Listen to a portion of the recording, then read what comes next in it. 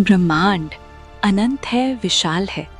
जब हम रात के अंधेरे में आसमान की तरफ देखते हैं तो हमारी नज़र अक्सर एंड्रोमेडा पर रुकती है, लेकिन हमारे ही पड़ोस में एक और ऐसी जगह है जो खामोशी से चमक रही है, ट्रायंगुलम गैलेक्सी, जिसे हम M33 के नाम से भी जानते हैं।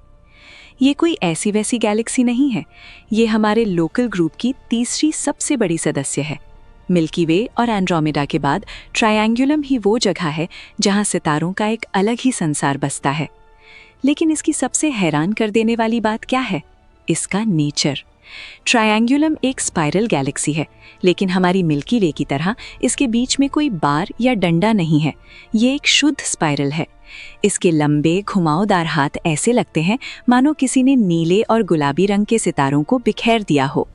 हालांकि ये साइज में हमारी गैलेक्सी से छोटी है, इसमें लगभग 40 बिलियन सितारे हैं, लेकिन दिखने में ये किसी कलाकार की पेंटिंग से कम नहीं। अगर आपको लगता है कि ये एक शांत जगह है तो आप गलत हैं। ट्रायंगुलम को स्टार फॉर्मेशन का हब माना जाता है। यहाँ सितारे बनने की रफ्तार हमारी मिल्की वे से कहीं ज़्यादा तेज़ है। इस गैलेक्सी के अंदर एक नेब्यूला है, NGC 604। ये इतना बड़ा और गर्म है कि यहाँ एक साथ हज़ारों नए सितारे पैदा हो रहे हैं। अगर ये हमारे पास होता तो हमारा रात का आसमान इतना रोशन होता कि हमें किसी लाइट की ज़रूरत ही नहीं पड़ती। लेकिन ट्रायंगुलम की दास्तान अधूरी है एंड्रोमेडा के बिना। ये दोनों गैलेक्सीज एक दूसरे के इतने करीब हैं कि इनके बीच ग्रेविटी की एक खींचातानी चलती रहती है। कुछ एस्ट्रोनॉमर्स तो ये भी मानते हैं कि ट्रायंगुलम शायद एंड्रोमेडा का एक सैटेलाइट है जो उसके चक्कर लगा रहा है। और सुनिए, जब करोड़ों सालों बाद मिल्की वे और एंड्रोमेडा आपस में टकराएंगी, तब ट्रायंगुलम भी इस महाशक्तियों के खेल, कॉस्मिक डांस का हिस्सा बन जाएगी। शायद ये उस नई मेगा गैलेक्सी में समा जाए या फिर अंतरिक्ष में कहीं दूर फेंक दी जाए। ब्रह्मांड की गहराइयों में हमारी मिल्की वे से थोड़ा दूर एक ऐसा शहर बसा है जो सितारों की रोशनी से जगमगा रहा है। इसे हम ट्रायंगुलम गैलेक्सी या मेसिया 33 M33 कहते हैं। ये सिर्फ एक आम गैलेक्सी नहीं, बल्कि हमारे लोकल ग्रुप का वो छिपा हुआ हीरा है जिसे अक्सर लोग बड़ी गैलेक्सीज के शोर में भूल जाते हैं। पहली बात जो आपको हैरान कर देगी वो है इसका फासला। ट्रायंगुलम हमसे लगभग 2.7 मिलियन लाइट ईयर्स यानी 27 लाख लाइट ईयर्स दूर है।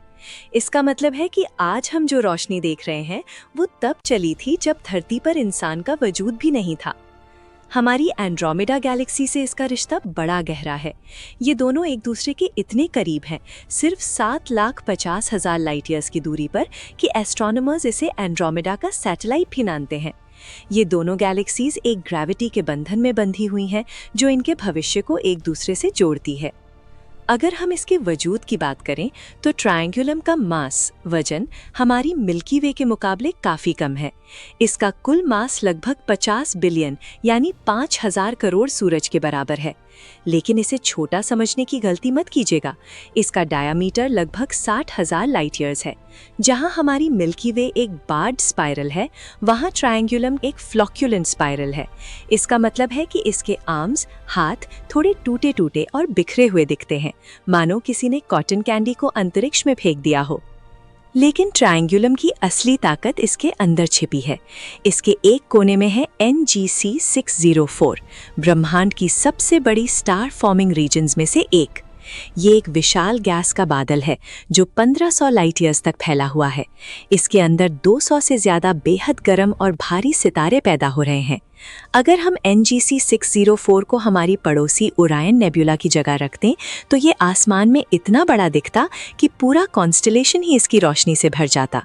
यहाँ सितारे बनने की रफ्तार हमारी गैलेक्सी से 10 गुना ज़्यादा है।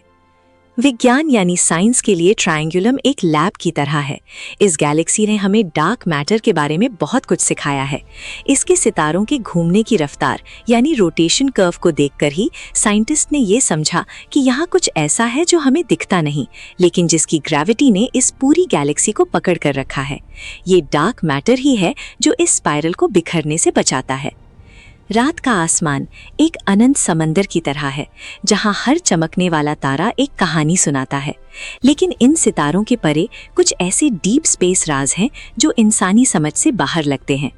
आज हम बात करेंगे एक ऐसी गैलेक्सी की जो साइज में भले ही हमारी मिल्की वे से छोटी हो, लेकिन जिसके अंदर दबी हुई एनर्जी किसी तूफान से कम नहीं। कल्पना कीजिए, आप रोशनी की रफ्तार यानी स्पीड ऑफ लाइट से सफर कर रहे हैं, फिर भी आपको ट्रायंगुलम तक पहुंचने में 2.7 मिलियन साल लगेंगे। इसका मतलब है कि जब हम आज टेलीस्कोप से इस गैलेक्सी को देखते हैं तो हम प्रेजेंट में नहीं बल्कि पास्ट में देख रहे होते हैं।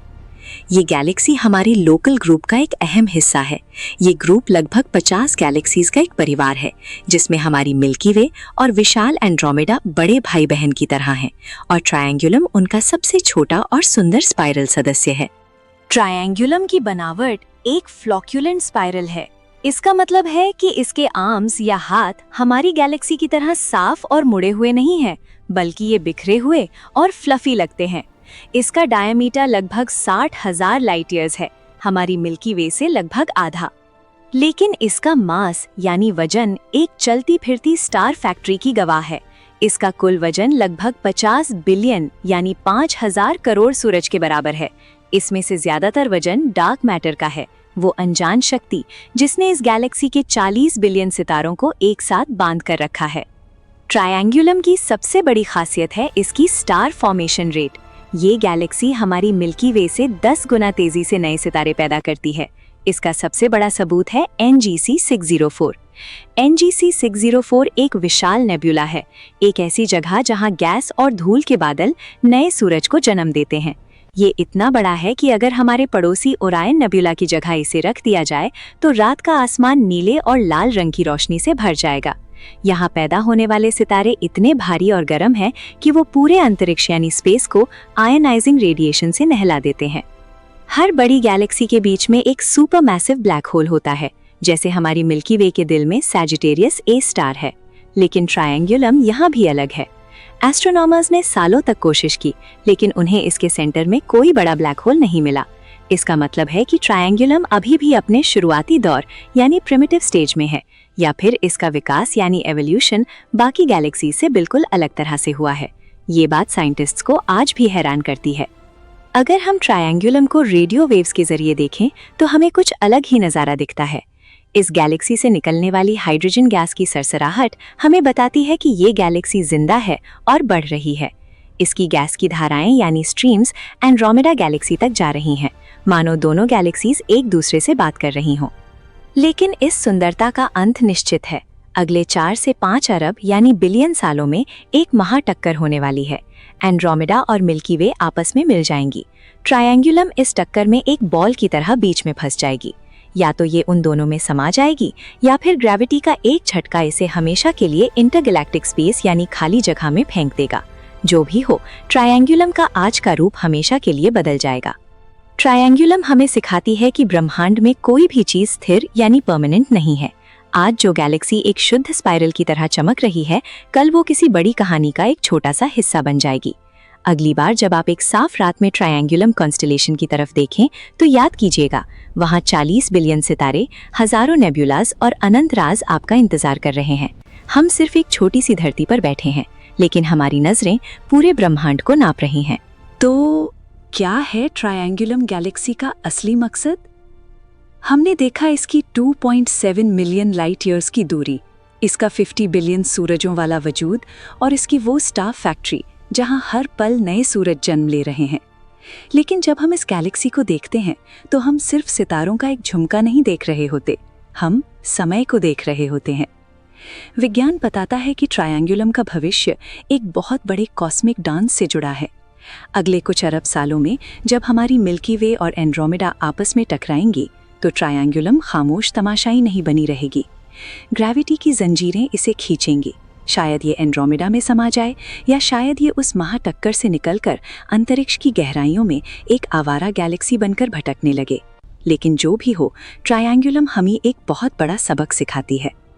इस विशाल ब्रह्मांड में जहां गैलेक्सीज अरबों सालों तक बनी रहती हैं, वहां हम इंसान सिर्फ एक पल के लिए आए हैं। हम एक छोटी सी धरती पर बैठे हैं जो खुद एक आम से सूरज का चक्कर लगा रही है। लेकिन हमारी कोशिश देखिए, हमने करोड़ों किलोमीटर दूर बैठी इस ट्रायंगुलम की धड़कन को पहचान लिया है। हमने उसके मास को नापा है, उसके सितारों की उम्र बताई है और उसके दिल में झांक कर देखा है। ये गैलेक्सी हमें याद दिलाती है कि हम भले ही साइज में छोटे हों, लेकिन हमारी सोच और हमारा तजस्सुस पूरे ब्रह्मांड को मुट्ठी में करने की ताकत रखता है। आज से करोड़ों साल बाद जब कोई नया जीवन किसी और गैलेक्सी से आसमान को देखेगा तो शायद उसे ट्रायंगुलम इस रूप में ना दिखे। तब तक शायद नक्शे बदल चुके होंगे, पुराने सितारे बुझ चुके होंगे और नए जन्म ले चुके होंगे, लेकिन रोशनी हमेशा रहेगी। ट्रायंगुलम सिर्फ एक गैलेक्सी नहीं है, ये एक निशानी है इस बात की कि ये ब्रह्मांड कितना खूबसूरत, कितना खतरनाक और कितना अनंत है। अगली बार जब आप रात के अंधेरे में ऊपर देखें तो उस छोटे से धुंधले धब्बे को सिर्फ रोशनी मत समझिएगा, वो 40 बिलियन सितारों का एक पूरा संसार है जो आपसे बात करने का इंतजार कर रहा है। दोस्तों, ट्रायंगुलम गैलेक्सी की ये दास्तान सिर्फ सितारों की कहानी नहीं थी, ये हमारी उस प्यास की कहानी थी जो हमें हमेशा नए राज जानने के लिए उकसाती है। अगर आज का ये कॉस्मिक सफर आपको पसंद आया और आपने इस अनंत ब्रह्मांड के बारे में कुछ नया सीखा है तो इस वीडियो को एक लाइक जरूर दीजिएगा।